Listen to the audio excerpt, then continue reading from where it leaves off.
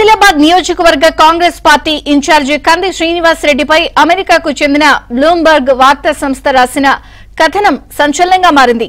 ఉద్యోగం చేసే అవకాశాన్ని కల్పించే H1B వీసా లాటరీ వ్యవస్థలో కంది శ్రీనివాస్ రిగ్గింగ్ చేశారంటూ ఆరోపించింది.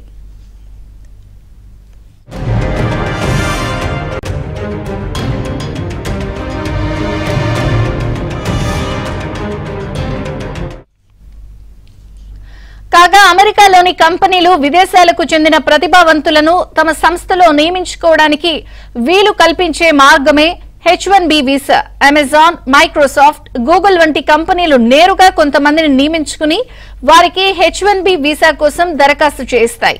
అయితే ఈ వీసాలు చాలా పరిమితంగా ఉండడం, దరఖాస్తు చేసుకునే వారి సంఖ్య అందుకు కొన్ని రెట్ల సంఖ్యలో ఉండడంతో ప్రభుత్వమే లాటరీ ద్వారా ఎంపిక చేస్తోంది.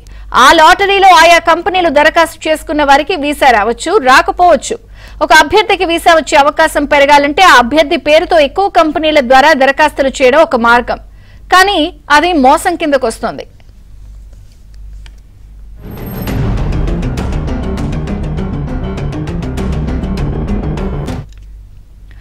ఆయా సంస్థల తరపున H1B వీసా పొందిన అభ్యర్థులను వారు వేరే కంపెనీలకు అద్దెకిస్తారు.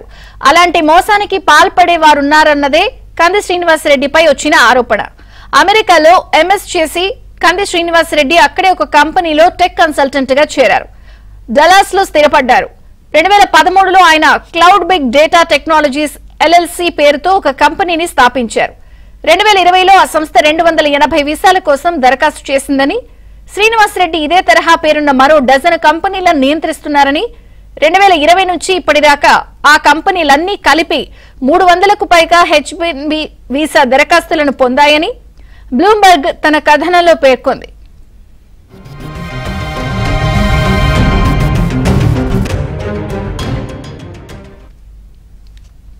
అయితే కంది శ్రీనివాస్ రెడ్డి తనపై వచ్చిన ఆరోపణలను కొట్టిపారేశారు. రాజకీయ కక్షతో కొందరు తన వ్యాపారాన్ని దెబ్బతీసే కుట్ర చేస్తున్నారని ఆందోళన వ్యక్తం చేశారు. రాజకీయంగా ఎదుర్కొనలేకనే తన మీద, తన కంపెనీల మీద బురద జల్లుతున్నారని అన్నారు. ఇలా తప్పుడు ప్రచారం చేసే వారిపై చట్టపరమైన చర్యలు తీసుకునేందుకు న్యాయస్థానాన్ని ఆశ్రయిస్తానని తెలిపారు. లీగల్ నోటీసులు ఇచ్చి పరువు నష్టం కేసులు వేస్తానని, మీడియాలో దుష్ప్రచారం చేసే వారిపై సైబర్ పోలీసులకు ఫిర్యాదు చేస్తానని హెచ్చరించారు.